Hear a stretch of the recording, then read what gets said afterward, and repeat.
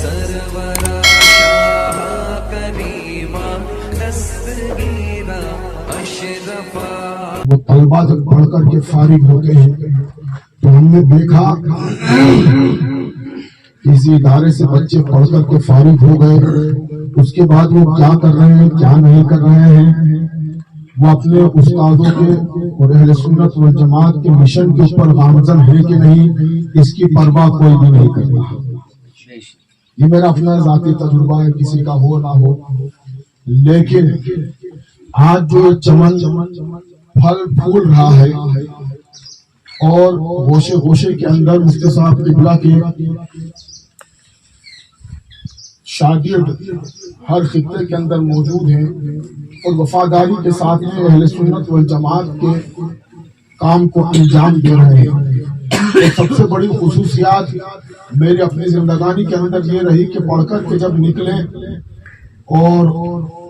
اس کے بعد بھی ہم نے دیکھا کہ اساتذہ اپنے شاگردوں کی کوئی خیر خبر نہیں رکھتے، لیکن آج جو ان سے ہم اتنی محبتیں کر رہے ہیں اس کی سب سے بڑی وجہ یہ ہے کہ بچہ پڑھ کر کے نکل بھی گیا، اس کے باوجود بھی انہوں نے اپنے شاگردوں کی پرواہ کری. ہمیشہ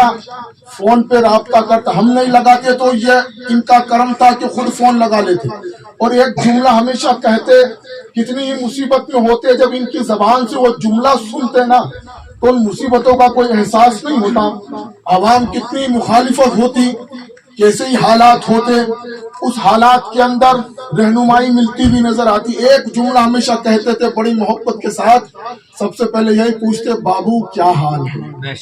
یہ جو جملہ وہ کہتے تھے بابو، یہ سن کر کے اتنی ہمت اور اتنی طاقت ملا کرتی تھی کہ ساری محبتیں اسی جملے کے اندر سمیٹ کر کے ہمیں عطا کر دیا کرتے. اور دنیاوی کوئی بات نہیں، بس ایک ہی بات پوچھتے کہ جو ہمارا مشن ہے اس پہ کام کر رہے کہ نہیں کر رہے. جو ہمارا مشن ہے، جو ہم نے آپ کو مشن سونپا، اس مشن کے اوپر آپ گامزن ہو کہ نہیں ہو، یہ ان کی فکر تھی. اور سب سے بڑی فکر تو یہی تھی کہ ایمان کے ساتھ دنیا میں رہے اور ایمان کے ساتھ دنیا سے ہم لوگ رخصت ہو جائیں. اسی فکر میں دنیا میں ہمارے ایمان کی حفاظت کے طریقے بھی بتاتے رہے. اور اہل منصور کو اور یہاں کے قرب و جوار کے اندر جو آج سنیت قائم ہے، ایک طریق سے اگر میں کہوں گا کہ یہ انہی کی بدولت ہے تو غلط نہیں. آج جو سنیت، اس وقت دور یہ تھا کہ لوگوں نے ہندو مسلم کے دنگے دیکھے، لیکن ہم نے یہاں پہ سنی دیوبندی کے دنگے بھی دیکھے، لڑائی جھگڑے بھی دیکھے. اور اس کے اندر اگر کوئی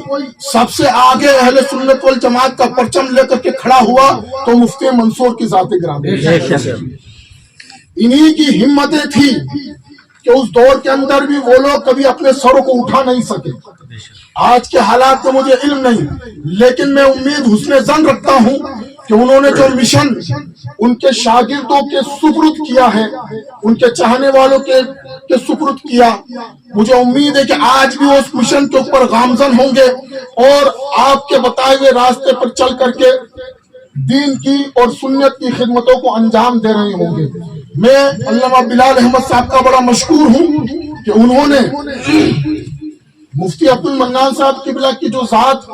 صرف منصور اور یہاں کے قرب و جوار کے اندر جانی پہچانی جا رہی تھی، یہ کتاب لکھ کر کے انہوں نے ایک بہت بڑا احسان کر دیا. ایک بہت بڑا احسان کر دیا کہ جہاں جہاں تک یہ کتاب جائے گی ہر اہل علم یہ جانے گا